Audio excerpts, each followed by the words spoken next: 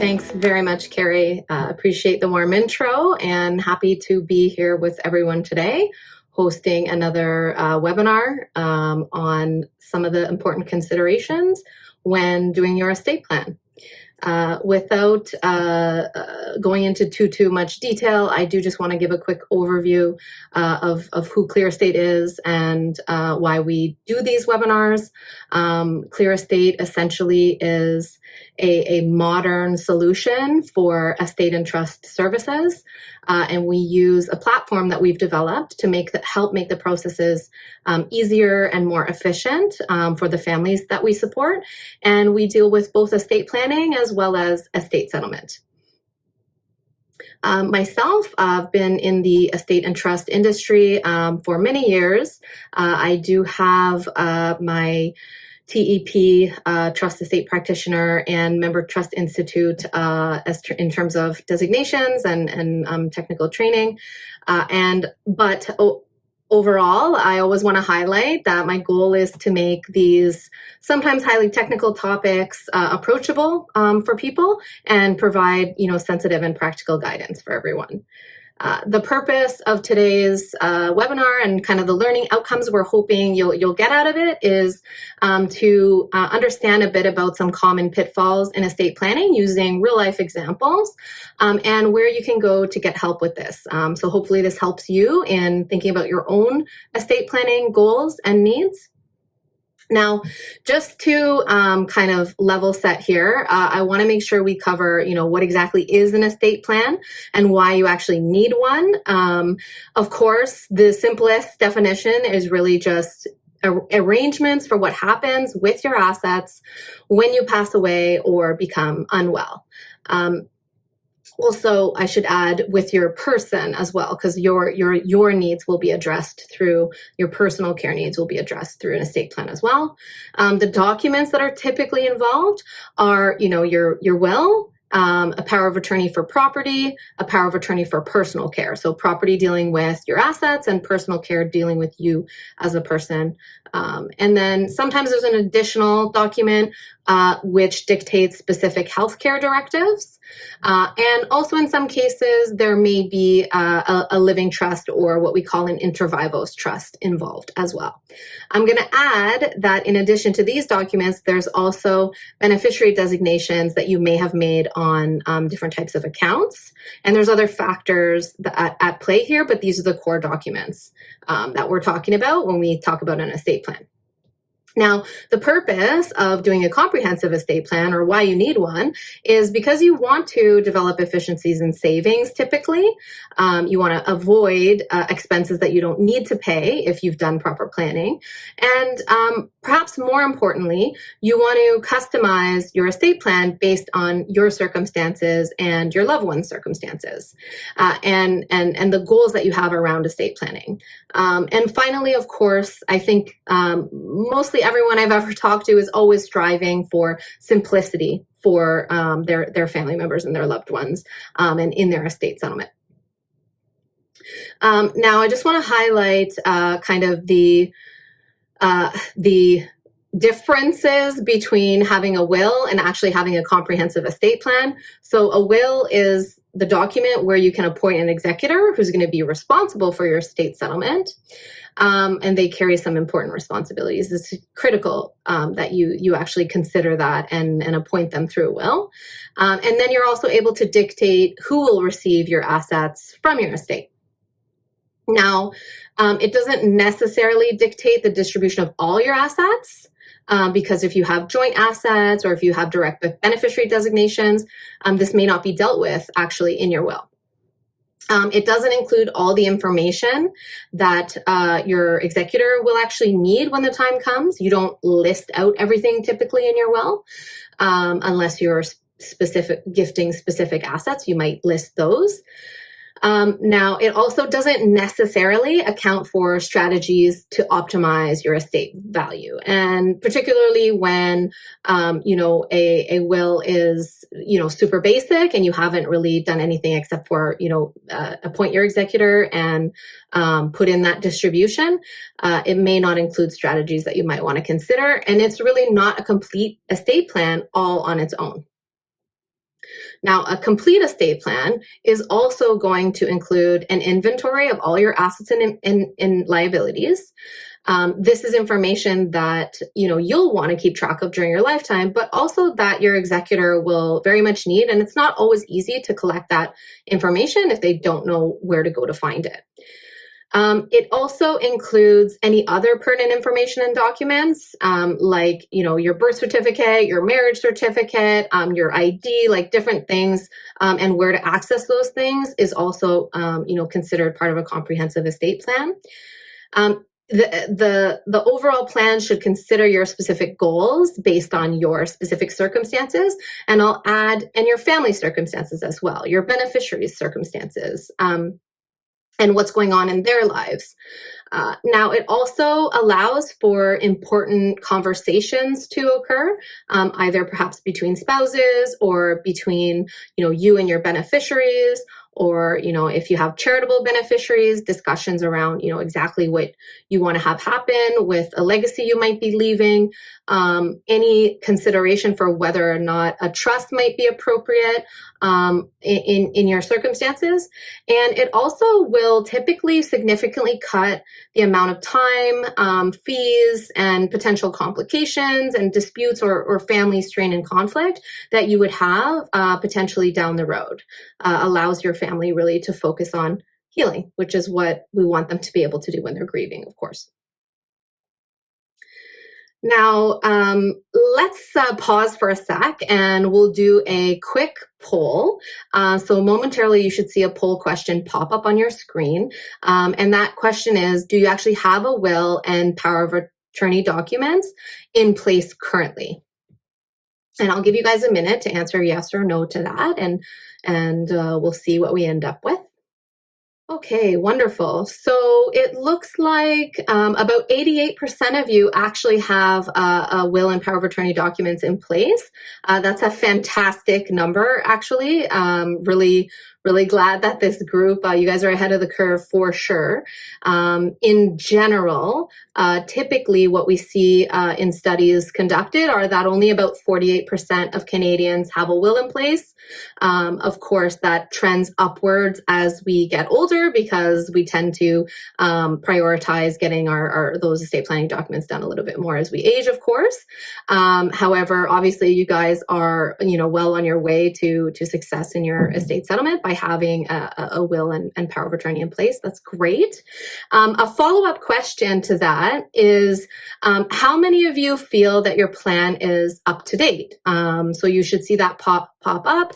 You can answer yes, no, or I'm not sure. Some of the highlights, around whether or not it's up to date is really like, does it, successfully still include the intentions you want for your distribution? Are your representatives correct? Your executor, your powers of attorney, etc. Is there anything that's happened new in your life that hasn't been factored in? Those are all important questions. Okay, so this is a little bit more split. We have about 30% of you who feel your plan is up to date. 48% of you are saying no, in fact, it's not up to date, and 21% of you are not sure. So this is actually close to what we see typically, which is that among the folks who have a will, only about 35% of them actually feel that it is up to date. And of course, we understand that's often because you've done your will maybe several years ago. A lot transpires as time passes. You have marriages, divorces, births and deaths, and all of those things. So lots of folks may have a will, but like some of you guys, it's not currently up to date. Okay, so now we're going to dive into some case studies. And as we go through them, I'm hoping to highlight, I'm not meant to go into a lot of technical detail, but just to highlight some of the ways things can really go wrong with a plan and in the actual, results in the settlement. I do want to note that some of the questions we received, which were great questions, are addressed in some of the case studies, and some of the ones that aren't, we may address at the end, and or reach out to you to speak to you further about it. So we'll start with the Florida property. So in this case, we're talking about Frank. Frank lives in Vancouver, and he has 3 adult children and several grandchildren as well. They all live in Canada, but he actually splits his time between his home in Vancouver and a recreational property in Florida. His will, which he did in Vancouver, which is where he resides, leaves everything to be divided equally between his children. It's very common for Canadians to have secondary properties in the U.S., particularly the warmer climate states. And of course, when Frank passes away, at this time, his children actually realized that there are separate estate settlement requirements in BC versus Florida. That's standard. Every jurisdiction has its own rules and regulations around estate settlement. And in fact, probate or a probate process will be required in both jurisdictions. And additionally, because Frank did have his will in BC, and when you do a probate process, typically you have to submit the original will, and there's only one original, to the court in order to facilitate that probate process.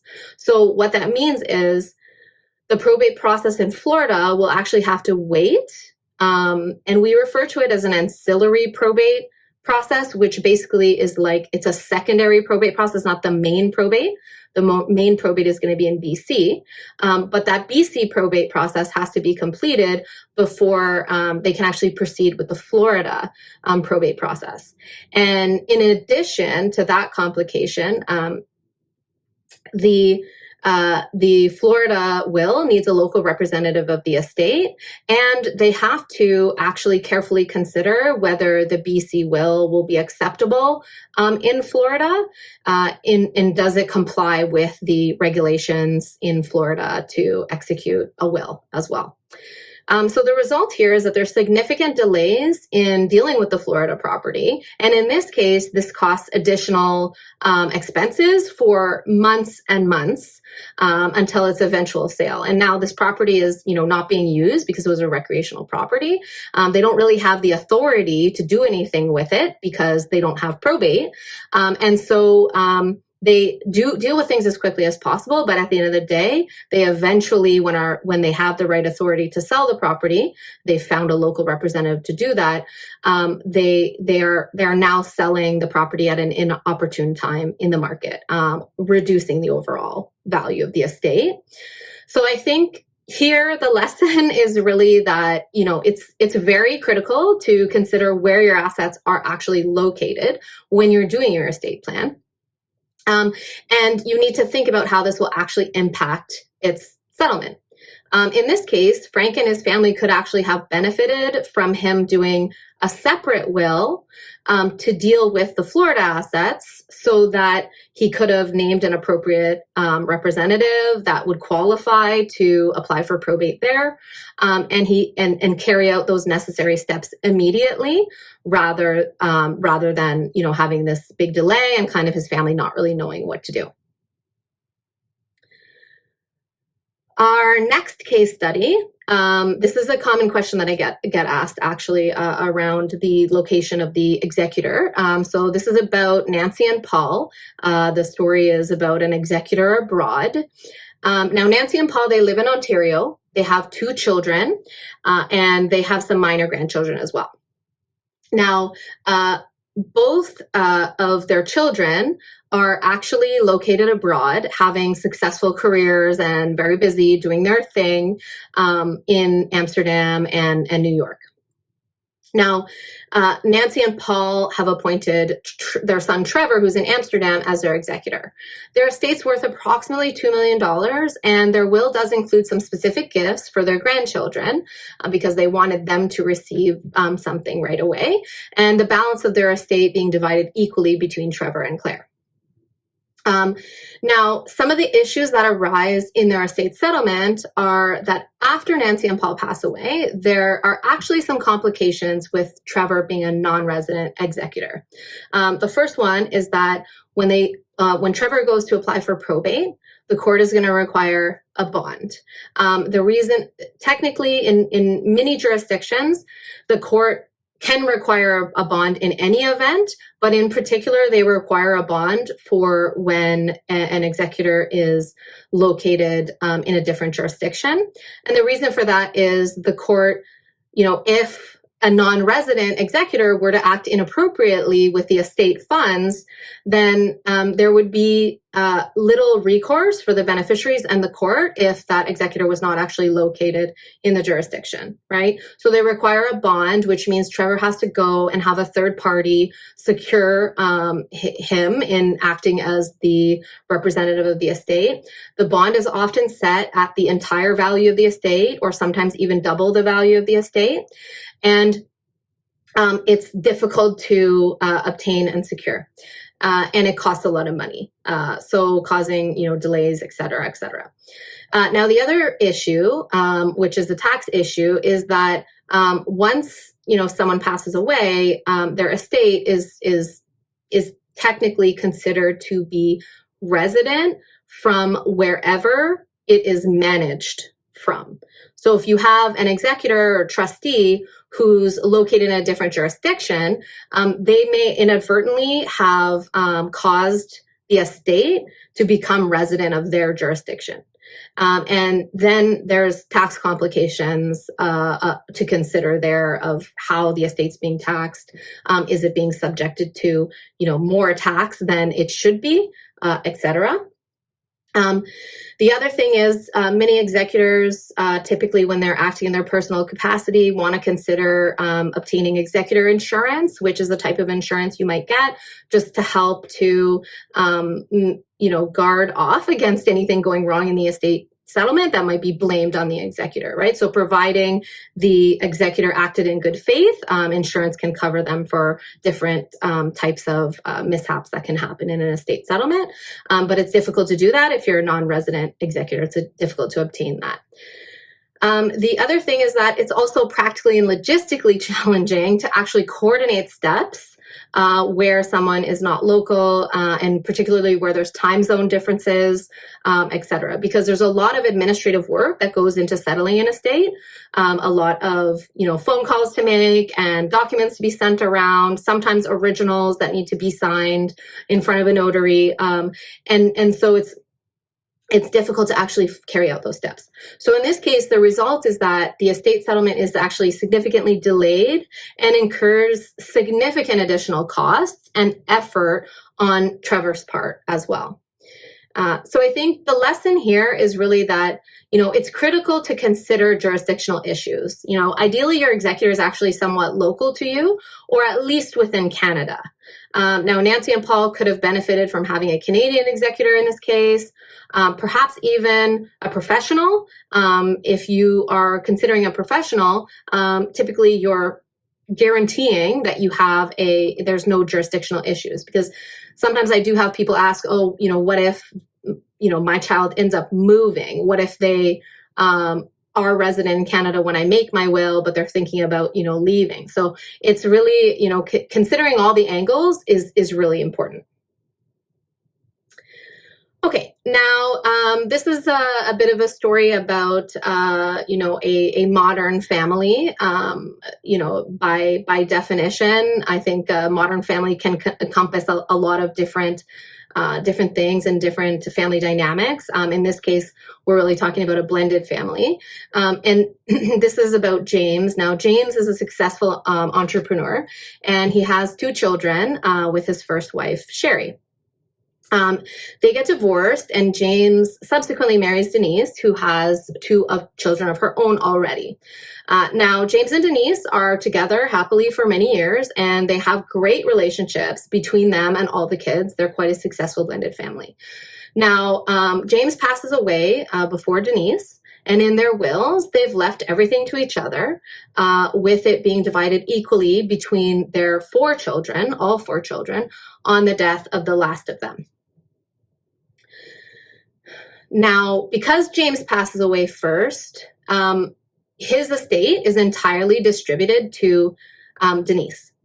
And as time goes by, Denise and James's children kind of lose touch a little bit. They're not as close. They don't see each other as much. And many years later, Denise is informed that technically she has no legal obligation to maintain the distribution to James's children in her will. So essentially, she decides to remove James's children and leave her entire estate to her own 2 children. So the end result of this is that when Denise eventually passes away, James's children are shocked and devastated to learn that they are actually excluded upon Denise's passing. They take her estate to court, but ultimately in this case, they lose and they actually receive nothing of their father's significant assets. This happens probably more often than people realize, but I think the lesson here is that blended families in particular require careful planning, and one must consider the possibility that moral obligations alone will not guarantee the desired outcome. I always say that the moral obligations and the legal obligations should really align.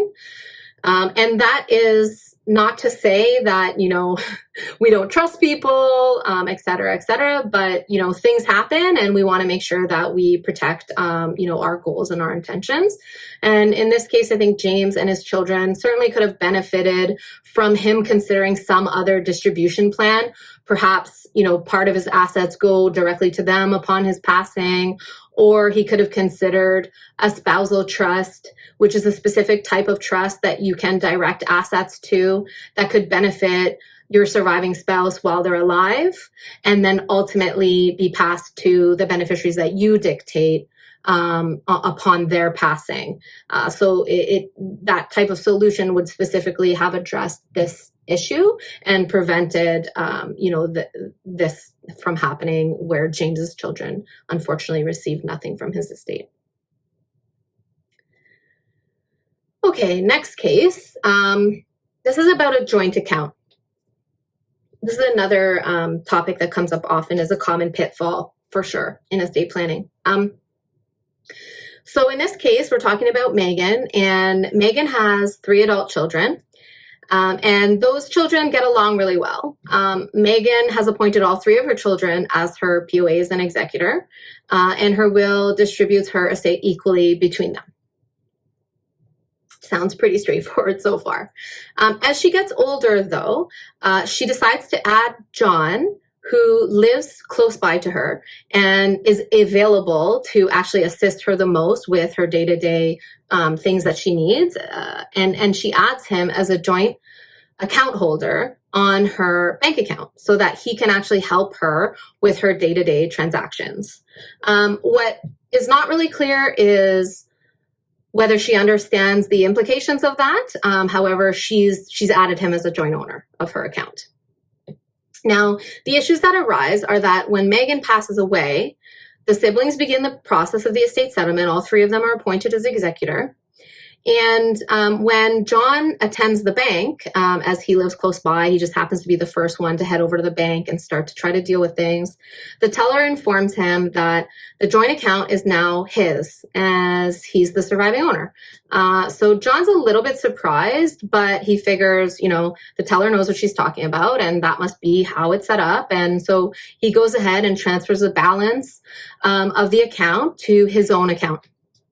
This represents a significant portion of his mom's estate. And when Jeff and Jennifer find out, they're furious, and they don't believe that this was their mother's intention or would have been her intention.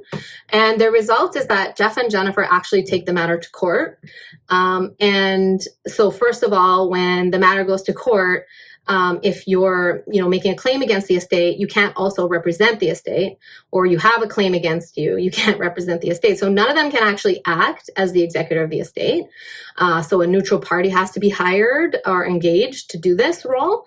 Eventually, the court does rule in favor of Jeff and Jennifer, and I'll explain a little bit about that. But it does cost a significant amount of time and expense, and certainly causes a permanent rift between the family members.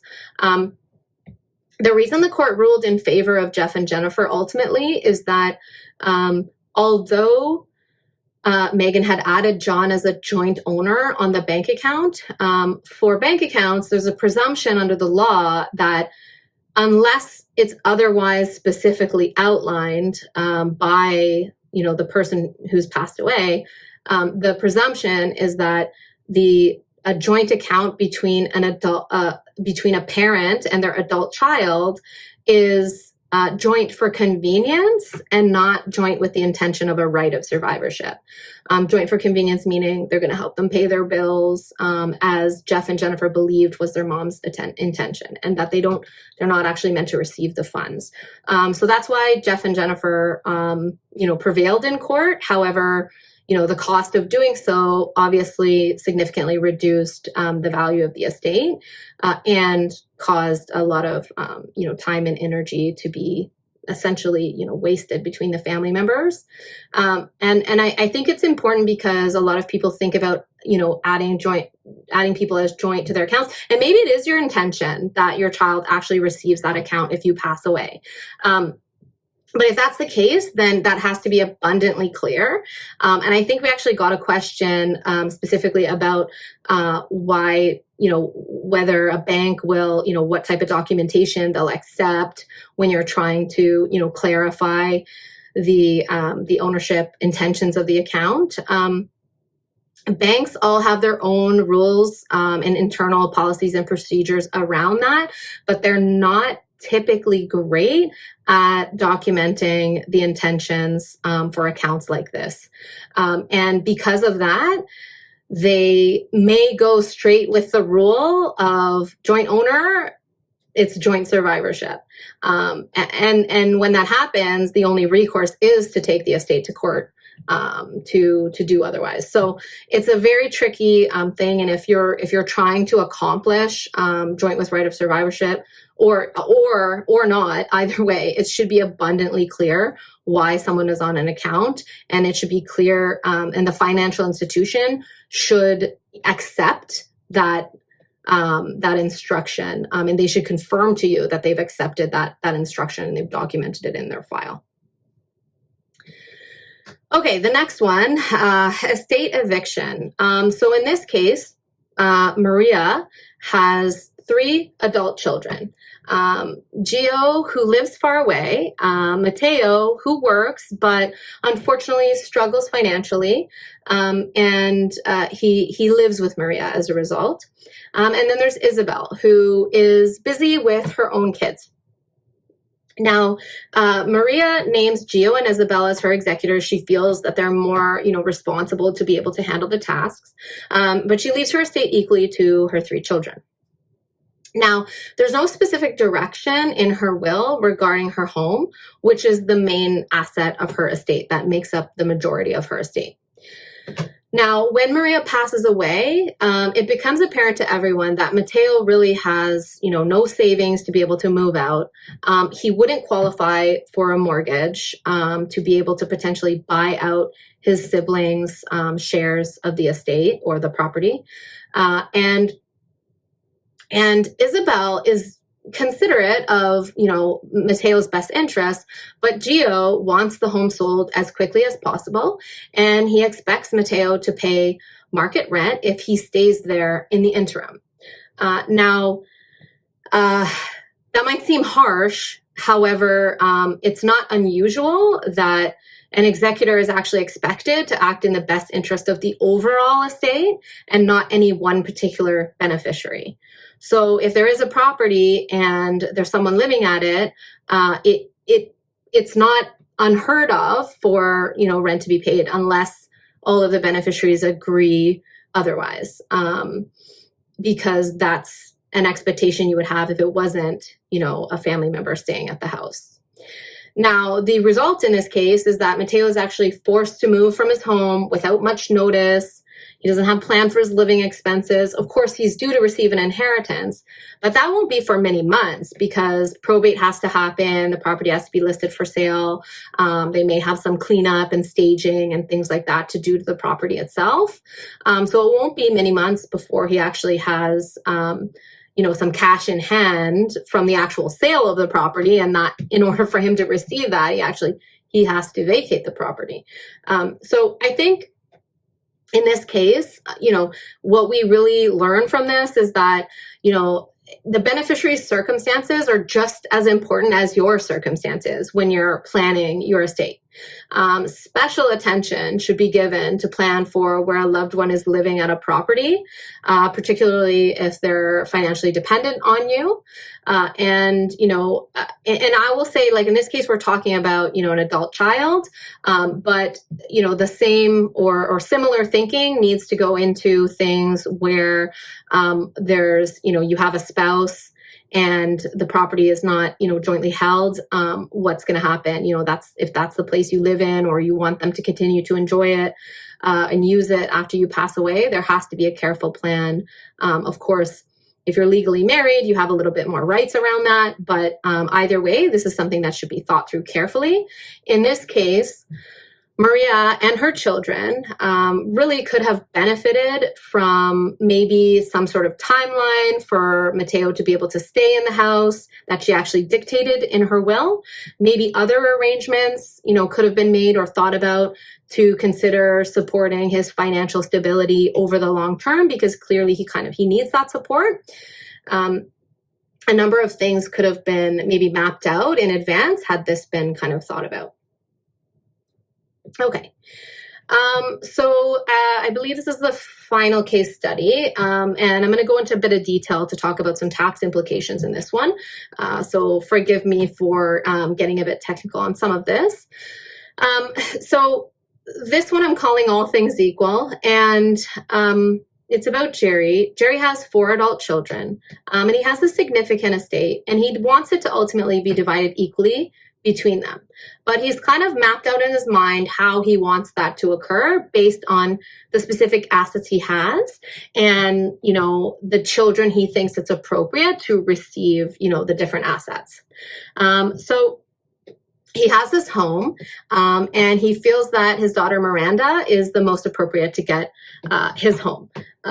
She doesn't have a place of her own. She's currently renting, and it's a neighborhood that she wants to live in. Her job is close by. He feels it makes sense for her to actually receive his house. It's a family home that it was where they grew up, and he wants his kids to actually keep it, since Miranda would actually like that. Now, Chris, his son, he actually enjoys going to their camp or their cottage, which is a recreational property that he owns and that the kids have all enjoyed going to. But Chris is the one who has really taken to, the kind of camp lifestyle more so than any of his other children. Chris has been the one to help take care of it and kind of do different jobs around the property and help maintain it. And he wants Chris to have that property as well, and also for that to be kept in his family. Now remaining, he has some financial assets, one of which is the most significant of which is his registered plan. So he has a registered retirement income fund, and this account, the balance is $1 million, and both properties are actually worth $1 million when he's doing his estate planning, and then the balance of his other accounts is about $1 million as well. Now, because he's been told that if he names a beneficiary directly on the RIF, it can go straight to them and it will bypass, the probate process, and it'll reduce probate fees. He's named Teresa as the beneficiary on the RIF. The other accounts that he has, also totaling about $1 million, are going to go to Brian as the beneficiary under his will. And then in addition to that, he's named Miranda as the joint owner of his house, and he's named Chris as the joint owner of his cottage property. So in his mind, he's mapped out a plan for distribution of his estate that is efficient because some of the assets will pass directly to the surviving owner or the beneficiary without needing to have the probate process, be involved in the probate process. And it's still equal.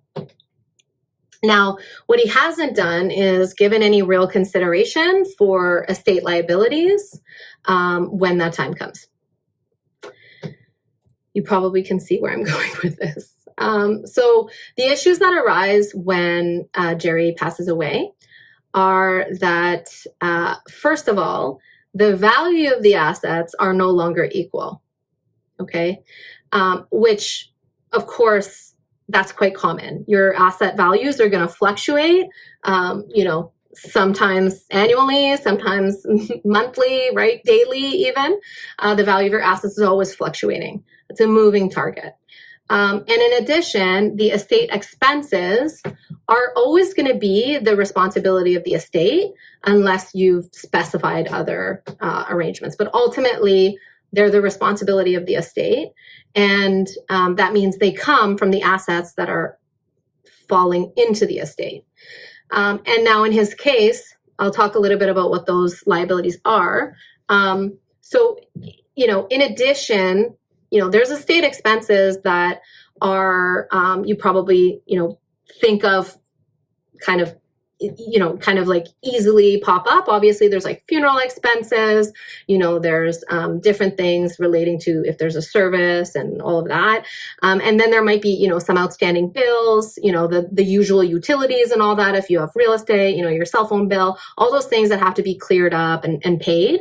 Those are all, estate expenses and liabilities, right? But on top of that, there's also tax liabilities, which is typically significant.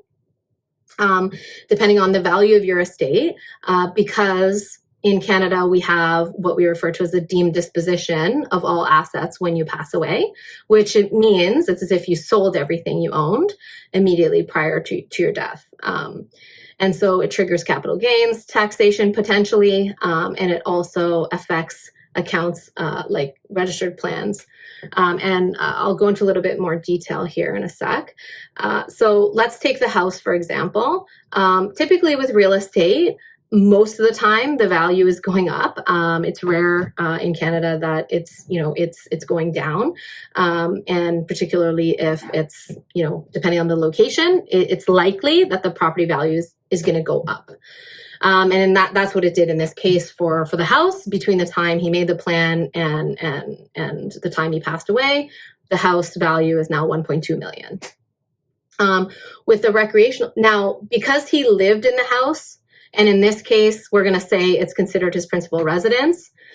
There is thinking you can do around what property is your principal residence if you genuinely spend time living at both properties. But for this case example, we're going to say the house is his principal residence. And so there's no capital gains taxes associated with that as of his date of death for his final taxes. With the recreational property, though, which doesn't have access to the principal residence exemption, there's a significant amount of capital gain there. Let's say in this example, he purchased the property for $700,000. At the time of his passing, it's gone up even more than the house. It's worth $1.4 million. That capital gain is triggered, and it's the responsibility of his estate to pay that tax liability. So more to follow on that in a sec. With the registered account, this is going all directly to Teresa. She's receiving the entire $600,000. Wonderful. Except that this distribution from the RIF account to Teresa, because with a registered account like this, we've deferred income tax. Now that it's coming out of the account, it's subject to income tax, and the entire amount is taxed as income. So we're adding $600,000 in income in that final tax, year. The tax liability, again, is going to be payable from the estate. So what does the estate consist of? The estate consists of the rest of his financial accounts, because that's what actually fell under his estate and is to be distributed as per his will. But it's only distributed once those tax liabilities are paid. So in this case, while he meant for Brian to receive the entire value of those other accounts, what actually happens is those accounts, which I'll note, both the RIF and the other accounts are reduced in value by the time that Jerry passes away, because typically we spend money as we live, right? So actually he's been drawing money out of these accounts between the time he does his estate plan and when he passes away. And often our expenses go up as we age and we need different things. So as a result, the value of the accounts are less. And then there's these tax liabilities to deal with. So in this case, I've estimated the approximate tax liabilities and estate expenses to be about $500,000 based on the capital gains of the recreational property, the RIF being treated as income. And that's actually reduced Brian's distribution from the estate to about $200,000. So in this case, we actually have a very far from equal distribution, which was what Jerry had originally intended, right? His kids go to court over it, significant time, expense, fractured relationships. And I think the lesson here is really, estate planning must be looked at holistically. The distribution should be mapped out to consider what is passing inside and outside of the estate, who it's going to, and where all the expenses and liabilities are being paid from, right? Jerry would have benefited from actually reviewing all of this carefully and considering perhaps a plan to reduce the impact of probate, but that would not risk this unexpected, unequal distribution of his assets. Okay, so that concludes our case studies. Just, real quick here, a highlight reminder of why, we want to do, what some takeaways for you. You want to, obviously, your estate plan should protect your loved ones. It should minimize expenses. It should protect you and your assets during your lifetime. You should appoint the right representatives. You should consider incapacity planning, of course, and it should all be customized for your needs and situation. So we're going to do a quick poll question before we dive into the Q&A portion. And I just, based on what we've actually covered today, do you feel that it would be worth, reviewing your estate plan? So you should see it pop up momentarily. You can answer yes or no, and I'll give you a minute here to answer that. Lots of folks answering. Good to know. Everyone's still online and listening. We got 84% of you do feel yes, it's probably worthwhile to review your estate plan. 16% of you feel okay. You don't need to review your estate plan. That's fantastic. Hopefully, we've still given you some things to think about. And real quickly, before we dive into the Q&A, I want to just go over how Clear Estate actually supports folks with estate planning. And we do this holistically, and we do use technology to help make the process, efficient, and help kind of guide you through things step by step.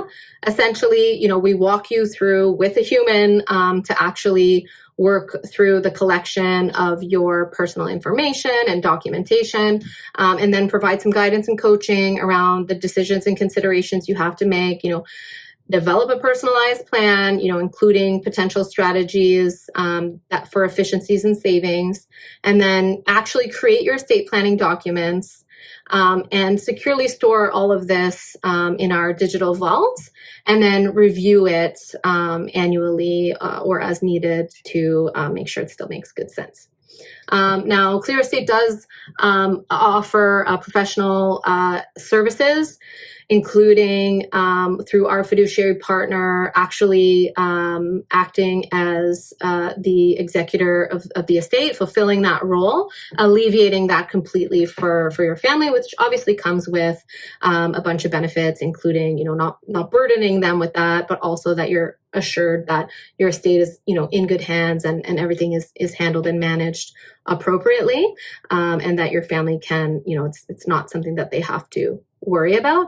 And of course, Clear Estate, our goal is, as a modern tech-enabled trust solution, to offer our services at a more reasonable rate than the services currently available out there to you. So something we're happy to discuss with you if it's something that interests you. You can book a free consultation to discuss that further with us. We have the link here. It will also be provided to you via email as well. And with that, we, I think, can move on to the Q&A portion.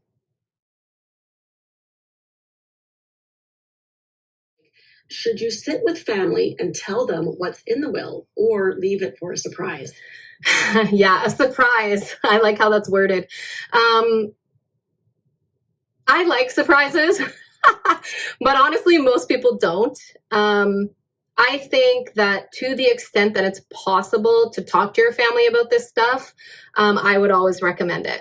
I appreciate that sometimes family dynamics don't actually allow that. So obviously, you know you and your family best. However, generally speaking, if beneficiaries are well informed of what to expect, then you have a better chance of having a smooth estate settlement. Great, thanks. And here's another quick question about wills. If I leave a percentage of my estate to my grandchildren whose parents are divorced, are they entitled to see the will? Okay. I think they means the grandchildren probably. And if so, then yes, the grandchildren are entitled to see the will, but not just the will, actually. They're entitled, any beneficiary that's receiving a percentage of the estate, so in other words, a share of the estate, and not a specific gift or amount, any beneficiary like that we refer to as a residual beneficiary, as in they're splitting the balance of the estate. And when you're a residual beneficiary, you're not only entitled to see a copy of the will in most jurisdictions, you're also entitled to see a complete accounting of the estate, the assets, the liabilities, all of the transactions, because otherwise, how do you know, how can you kind of be assured that you're receiving the correct amount since you're receiving a share or a percentage of the estate? Great, thank you. Next question. What are the pros and cons of using trusts, and do you advise them to bypass probate? Okay. This is a really big question. Trusts, there's many different types of trusts for all sorts of different purposes. Some involve some type of savings, some are probate avoidance strategies, some are protective in nature. Generally speaking, though, if it's something you're setting up through your will that's going to take effect after you pass away, this is not something that avoids probate. The assets the assets that are in the estate potentially still have to go through probate before that testamentary trust is established. There are some type of inter vivos or living trusts that you can set up that will avoid probate. But that needs to be mapped out carefully to actually consider, is it worthwhile for me to do that? Because, there's an administrative burden that comes with it because it's something you're setting up right now and you're putting, setting funds aside to it. There has to be a trustee. There has to be tax returns filed every year. All of those things need to be thought through carefully to think about, whether or not it's worthwhile to do it. And if the only, goal is probate avoidance, then I would always encourage or reducing probate, you to actually think about, okay, what is probate actually going to cost me in relation to, the pros and cons. We'd have to sit down and talk about the specifics though, before, you could, receive real guidance, proper guidance. Great, thanks. And here's another pretty big one. What types of investments, properties, etc., can and cannot be made joint with children, and the pros and cons of doing so? Yeah. So technically, any type of asset other than a registered plan, like a TFSA or a RIF or a RRSP, those are always going to be individually held. But most other types of assets or accounts can be held jointly. The question is more, is that something that you want to do? And the reality is that it could be convenient to do that. It could create some efficiency and savings in your estate. But whenever you're jointing assets with someone, you're also you're also taking on some risk as well, because now whatever they have access to that asset. That asset also is accessible by, their creditors. If they have creditors, it's also accessible. It could be considered part of their family property if they were to become divorced.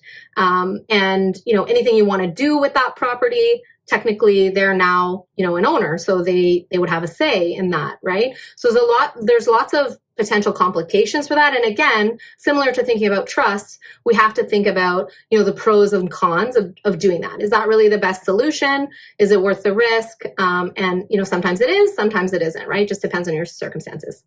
Great, thanks. And we got a couple questions about estates with executors in different jurisdictions, similar to what we were talking about in a different country. But we had several questions about just within different provinces. So one question was, does an executor living in a different province face some of the similar pitfalls as an executor living abroad? Yeah, okay. And there's one more that's kind of related. Parallel to the Florida case study, are two separate wills advised when there are assets in Quebec and anywhere else in the rest of Canada? Yeah, great question.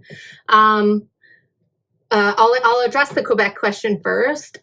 Quebec has a very prescribed process for the execution of wills, and they actually have what's referred to as a notarial will, which is specifically done by a notary.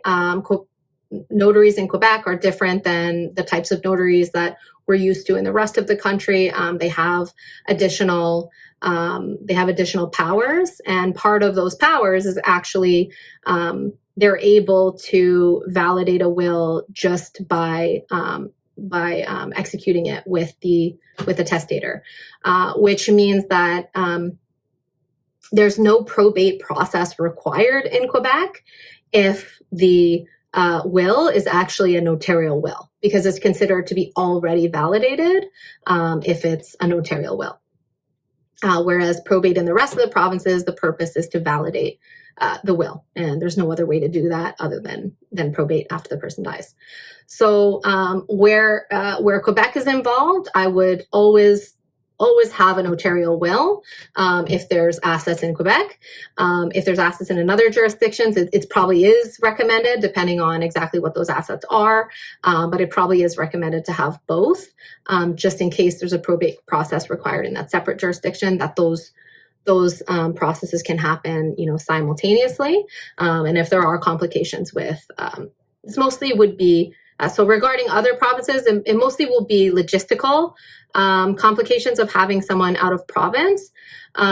But generally speaking, you can have an executor in another province in most jurisdictions in Canada, unless there's no will.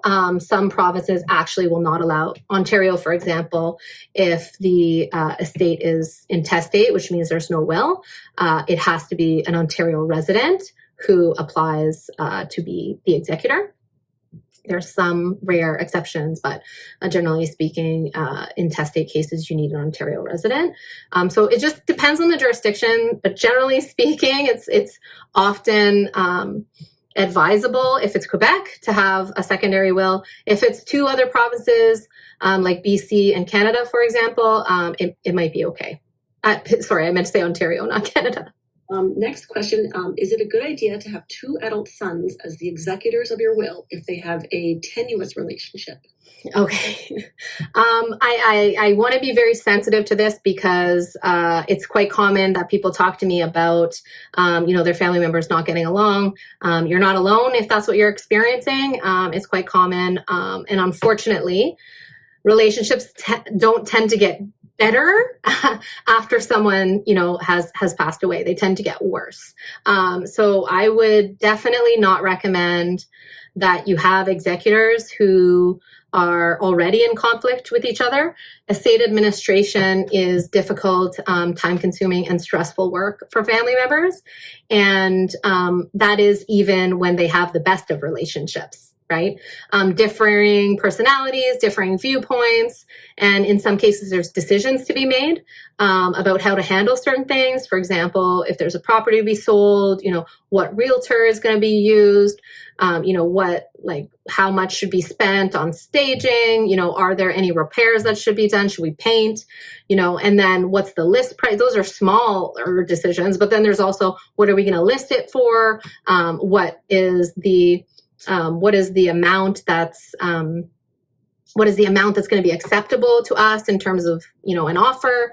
So there's all kinds of decisions that typically are being made along the way. And when you have executors, they always need to be acting, jointly. So when you have co-executors, they need to make their decisions jointly. Sometimes if you have, you can include some type of, majority rule or some type of mechanism for decision making, but ultimately, the executors have to be on the same page as they go throughout the estate administration. And if they already have a tenuous relationship, there's very little chance that they'll, navigate that successfully. So I would say, I'd recommend definitely not. I would actually recommend I wouldn't recommend one over the other either, because then you have a situation where they have a tenuous relationship and now they actually feel like they're being treated, unequally. So a neutral party is typically best. This is why lots of people would consider a professional executor in that scenario. But at the very least, someone who's truly a neutral third party that's going to be objective, be able to make decisions and keep a cool head. Thanks, Sarah. And in that same line of thinking, we did get a few questions, different people with different types of scenarios, but basically wondering what their options are if, say, there are current executors who are named, say they're getting a bit older, or maybe this particular person doesn't have any children to name executor, or extended family members, or anyone really who they think is really up to the task of being their executor. Yeah. What are the options available otherwise? Yeah. So, I've obviously mentioned that clear estate is something you can consider. I think it's it's wise to kind of explore what the options are out there for you. There are a few different ways you can engage a professional. Obviously, you can also, I have people who ask me like, hey, my neighbor said they'd do it. Like, is that okay? How close are you with your neighbor? I don't know. They may be competent to do it, but it's asking a lot of someone, which is typically why it is often, if it's an individual being appointed, it's a close family member. Considering professionals, there's a few options. There's traditional kind of trust companies out there, of course, who do it. Most of them are attached to a major financial institution. They will have a sort of fee schedule that's typically set out a blended rate based on the value of your assets. Unfortunately, the minimum fees are often inaccessible for many families. But there's some people will hire a lawyer who will be appointed individually as the executor. That's probably a more expensive option. Lawyers would typically charge the full amount that's entitled. In a lot of jurisdictions, that's 5% of the value of the estate. And then they would probably also charge some additional fees for the legal work that they do in the estate settlement. And then, there are some other professionals who might do it. Sometimes accountants will do it. They would charge similarly, but then they would still engage a lawyer. A lawyer would still engage an accountant. So it's tricky. There's not a lot of options available to folks, but I would definitely say, what Clear Estate is trying to do is provide, a modern solution that is reasonably priced and will provide you with, that neutral expert estate settlement process that potentially you're looking for. And then also we actually do the probate application, we actually do the tax returns, so there doesn't have to be all these different additional professionals that are getting engaged and charging fees as well. Thanks so much, Sarah. So we are just about out of time. I wanted to thank everyone for joining us today. And again, thank you to Sarah for sharing your expertise with us. It's so appreciated. And again, we thank you for joining us and we wish you a great rest of your day. Bye, everyone. Thank you. Bye.